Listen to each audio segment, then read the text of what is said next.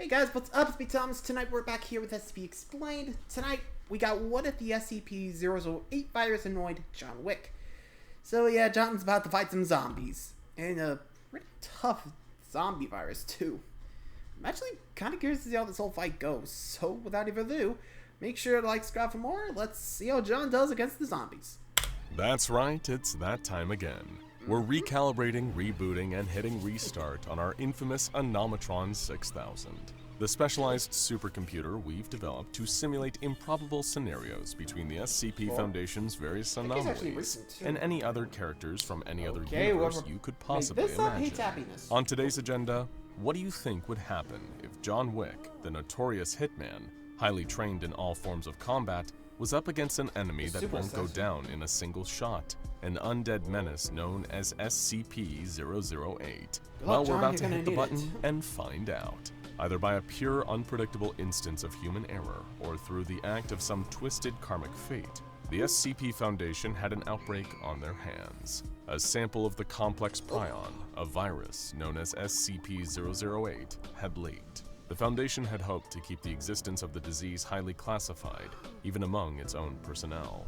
Their fear had been that some hostile force would attempt to synthesize or even weaponize SCP-008. After all, the disease had a 100% rate of both infection and lethality. Makes sense. It killed anything it came into contact with, or at least, it killed them to begin with. Before long, everyone in the Foundation facility that had been exposed to the leaking sample of SCP-008's already infected victims was dead. Flu-like symptoms were followed swiftly by a coma. However, the disease hijacked the bodies of all those it had passed to, reactivating the motor functions of their corpses and turning them into, well, you can already guess. No one was safe. Even the mobile task force on the scene were soon infected with SCP-008. They had been a squad of rookies and fresh-faced new recruits sent in by the Foundation under the assumption that an outbreak of this sort should have been easy to contain. It wasn't. The entire facility was soon overrun. The bodies of Foundation researchers, security officers, and MTF troops reanimated after their deaths, now jostling around in search of survivors to pass SCP-008 onto. That should hold them, Dr. Alto Clef yelled, locking the entrance to the watchtower tight. This really is another fine mess, Clef, his colleague Dr. Gears replied in frustration. Our MTF backup are all down. We could be the last two people on site and we're locked in a tower with only one entry? Tell me, what the hell are we supposed to do now? Will you relax? Clef insisted. Don't worry, there's someone we can call to get us out of this jam. Here we go. Oh, don't say I know a guy. You know a guy. As his fellow researcher gave a wide grin and reached for his cell phone. A few moments later, and only a matter of miles away, another phone started ringing. Its owner, a man in a dark all-black tailored suit with a shadowy shirt and tie to match, reached into his pocket and lifted his cell phone to his ear. Good evening. I apologize for calling you at this hour, came the unmistakable voice of Sharon, the concierge of the New York Continental Hotel. That's quite all right, replied the suited man. We received a call asking for your whereabouts, sir. A job? The man asked in a monotone voice. Indeed, Sharon replied. Up front? I'm afraid not, the hotel's receptionist answered sympathetically. The contract is only in exchange for payment upon completion. The man who made the call was very insistent. He said he will be in no position to pay until the job is done. But he asked for you specifically and told us he'd be grateful for your assistance. The man... Wonder how Otto Clef knows about the organization John's with. Kind of curious now, but, like, Clef said, he knows a guy. Interesting to say the least. So, let's see what it's gonna take for John to take the job. And on the end of the line sighed. Where? Oh, don't worry, sir, the friendly concierge replied. We're sending a car for you. At that precise moment, a yellow New York cab pulled up to the sidewalk. Best of luck, Mr. Wick, Sharon said before hanging up the call. Straightening his suit, the infamous hitman John Wick climbed into the back of the taxi as it sped off towards its destination. Arriving at a complex upstate, far off the beaten track, John examined his surroundings while the car inched closer to the nearest part of the facility. His years of training as an assassin under the tutelage of Ruskroma had given him an instinctive spatial awareness, one that came in handy in his line of work. But even then, John couldn't have predicted that something would come leaping down from above, crashing through the cab's windshield. The car's hood buckled under the impact, fragments of glass spraying everywhere as an arm cracked the front window. The thing snarled and gurgled like a wild animal as it reached for the taxi driver, gripping his arm. It pulled him by the wrist, biting down, causing him to scream in intense pain. Meanwhile, John had already moved with lightning-fast reflexes and sprung out of the back seat. He hadn't had a chance to assess the threat. His instincts told him his best option was to put some distance between himself and whatever had just attacked the car. Then he'd be able to get a better idea what he was dealing with. The job description he'd been hired for had been light on details. John's mystery employer only referred to it as a, quote, cleanup operation. Sprinting towards the facility, John slammed the door behind him. He pulled off his belt from around his waist and wrapped it tightly around the door handles. It would hold for now. It was only when he turned around that he saw a few clustered groups of figures shuffling around inside the building's atrium. The nearest gaggle were close enough that it was easy for John to make out their pale skin, sunken eyes and cheeks, the unnatural twitches and erratic movements they were making as the creatures turned to look back at him. Zombies, John Wick muttered under his breath. First. that's unexpected. The nearby trio of SCP-008 infectees looked like they were about to make a dash towards him, so John moved fast.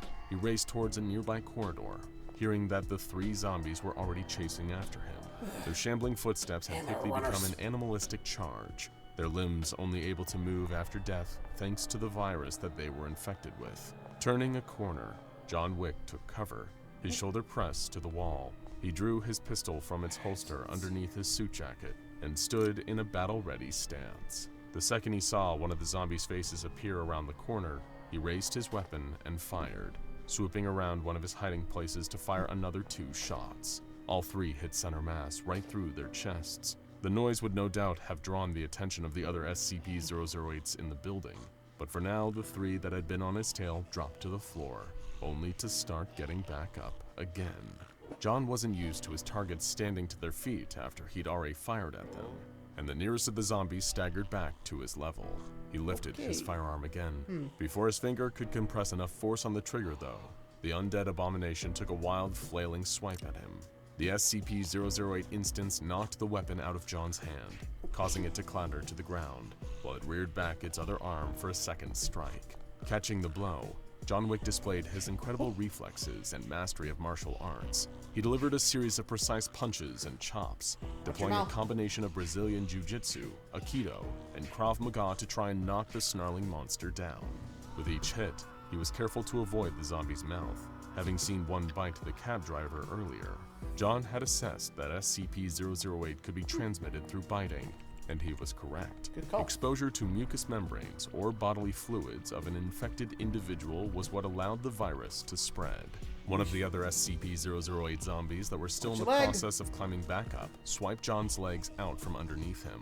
The master assassin toppled over, landing on his back with the weight of the first monster still on top of him, while the second clawed at his tapered suit pants. Seconds before it could snap its teeth down on his ankle, John pulled back his leg and shot it back out in a devastating bicycle kick that sent the second zombie reeling into the third, which was still trying to get back up after its earlier gunshot. But the first of the creatures were still bearing down on him. Mustering as much of his peak physical strength as he needed, John Wick held the zombie at bay, blocking it with one arm, stopping it from getting close enough to bite him. His eyes darted around, looking for something, anything he could use. That was one of John's most enviable and impressive skills, one that made him so renowned as a legend of the assassin world. In the hands of John Wick, any ordinary, everyday object could be a lethal weapon. Reaching out with this other hand, John felt his fingertips brush against something metal. It was so close, just out of reach. On top of him, the zombie flailed its arms, trying to claw at him. Lifting both legs in a fluid balletic motion, John Wick kicked the creature off of him, crawling towards the nearby object and grabbing it, just as the zombie started to approach again. With a swing and a loud metallic clang, the heavy fire extinguisher collided with the SCP-008 infectee's head. The force of the blow caused it to drop in an instant, landing in a heap on the floor. John waited a second to see if it would get back up again, but it was still. The other 2 zombies suddenly dashed towards the infamous hitman, only for their prey to duck and weave effortlessly between their aggressive clawing swipes, Well, at least Barry bashing knows to his go for the head makeshift this weapon time. against their heads like a battering ram against a door. There you go. All three were down, but the entire facility was still crawling with a mass of the reanimated monstrosities. Calmly, John smoothed his suit and straightened up his shirt and tie, walking with the fire extinguisher in hand, back down the corridor towards the sound of more SCP-008 zombies snarling. They were next. The Baba Yaga would use anything he found to take down each and every one of them, until not one was left standing. It didn't matter if all he had was a fire extinguisher, or one of the fallen security officer's batons, or even just a tiny pencil. Nothing would make it out of that facility alive. He just had to go for the head. Still trapped in the watchtower, Dr. Clef and Dr. Gears had long since grown irritated with each other's company. They had no security feeds, no way of knowing what was going on within the overrun Foundation facility. For a while, the pair of researchers had been toying with the idea of climbing out of a window and scaling down the side of the tower, but giving up on that plan when they'd realized they'd only be dropping back into a horde of SCP-008 zombies. A sudden explosion erupted from one corner of the complex, causing Gears and Clef to direct their attention towards it. From their elevation, they could see the ground below was littered with the bodies of the SCP-008 infectees, rendered lifeless once again by significant cranial trauma. In short, something had been bashing the zombies in the head. Or someone. The sound of a banging against the locked watchtower door startled both Foundation scientists.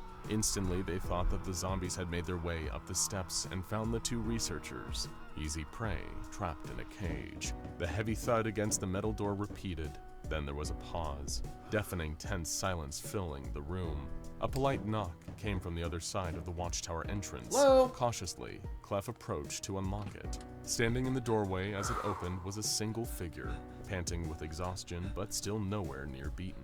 He looked out at Clef and Gears from his dark hair, a stern expression on his face. Neither one of the researchers could believe that he was still alive, still uninfected, but then again, he was the one and only John Wick, the Baba Yaga. Now go check out Yeah, I mean, once he figured out the go for the head, they were pretty much dead. Again. Hey, someone had to say it. Anyway, so there you go. Here's another round of the Automatron. I gotta say, I'm really loving it. I guess the SCP Explained's loving it too, considering there's so many of those videos. But hey, it's fun to watch. Anyway, until next time, guys, thanks for watching, and I'll see you guys around for the next one. Night, guys.